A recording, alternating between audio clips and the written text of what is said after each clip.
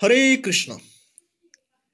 আজ আমি রাজশেখর বসু অনুদিত কৃষ্ণ দ্বৈপায়ন ব্যাসকৃত মহাভারত পাঠ করে শোনাবো আপনাদের।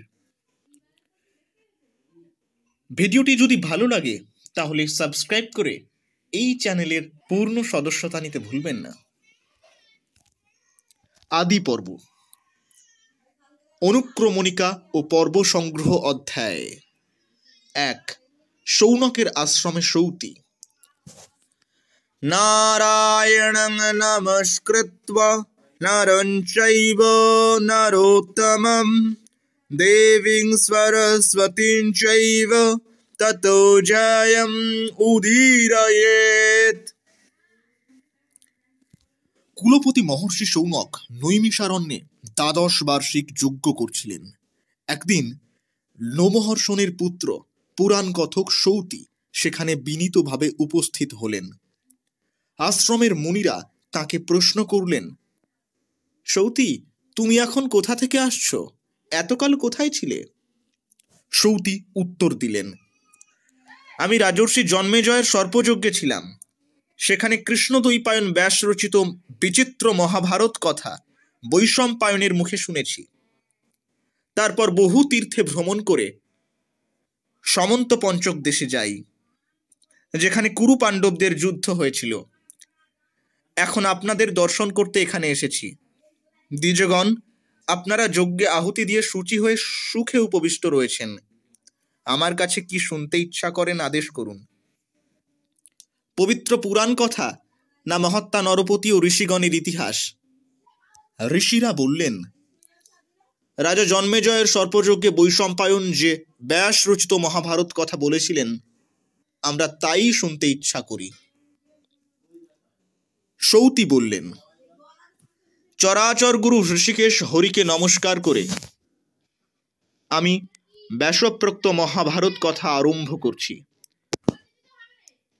কয়েকজন কবি এই ইতিহাস পূর্বে বলে গেছেন, এখন অপর কবিরা বলছেন, আবার ভবিষ্যতে অন্য কবিরাও বলবেন।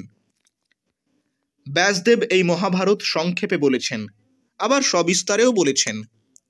কোন কোন ব্রাহ্মণ এই গ্রন্থ আদি থেকে, কেউ আস্তিকের উপাখ্যান থেকে, কেউ বা উপরিচরের উপাখ্যান থেকে পাঠ করেন।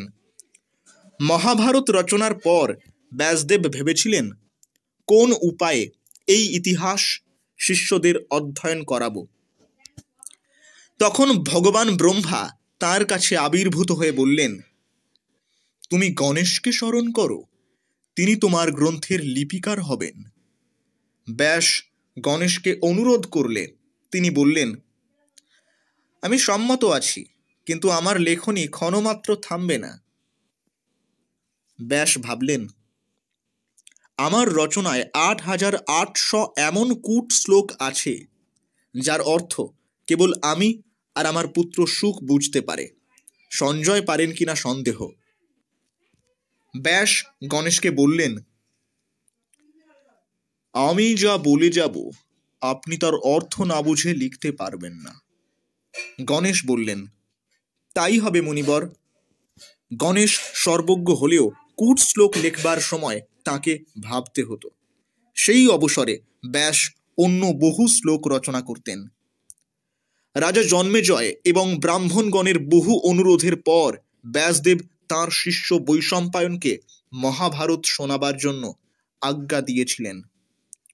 ভগবান ব্যাস এই গ্রন্থে কুরু বংশের বিস্তার, গান্ধারীর ধর্মশীলতা, বিদুরের প্রজ্ঞা, কুন্তির ধৈর্য, বাসুদেবের মাহাত্ম্য, পাণ্ডবগণের সত্যপরায়ণতা এবং ধৃতরাষ্ট্রপুত্রগণের দুর্বৃত্ততা বিবৃত করেছেন। উপাখ্যান সহিত এই মহাভারতে লক্ষ শ্লোক আছে। উপাখ্যান ভাগ বর্জন করে ব্যাস 24,000 শ্লোকে এক সংহিতা রচনা করেছেন। পণ্ডিতগণের মতে তাই প্রকৃত মহাভারত। তাছাড়া ব্যাস 150 শ্লোকে সমস্ত পর্বের সংক্ষিপ্ত বৃত্তান্ত অনুক্রমণিকা অধ্যায়ে দিয়েছেন। ব্যাস পূর্বে নিজের পুত্র শুকদেবকে এই গ্রন্থ পড়িয়ে তারপর অন্যান্য শিষ্যদের শিখিয়েছিলেন। তিনি 60 লক্ষ শ্লোকে আরেকটি মহাভারত সংহিতা রচনা করেছিলেন। তার 30 লক্ষ শ্লোক দেবলোকে, 15 লক্ষ পিতৃলোকে, 14 লক্ষ গন্ধর্বলোকে এবং 1 লক্ষ মনুষ্যলোকে প্রচলিত আছে। ব্যাসের শিষ্য বৈশম্পায়ন শেষোক্ত লক্ষ শ্লোক পাঠ করেছিলেন। আমি তাই বলবো, পূর্বকালে দেবতারা তুলাদণ্ডে ওজন করে দেখেছিলেন যে উপনিষদ সহ 4 বেদের তুলনায় একখানি এই গ্রন্থ মহত্বে ও ভারবত্তায় অধিক। সেজন্যই এর নাম মহাভারত। অনন্তর সৌতি অতি সংক্ষেপে মহাভারতের মূল আখ্যান এবং পর্ব সংগ্রহ বর্ণনা করলেন। আজ এই পর্যন্ত। পরবর্তী পর্ব শুনতে সাবস্ক্রাইব করে সঙ্গে থাকুন।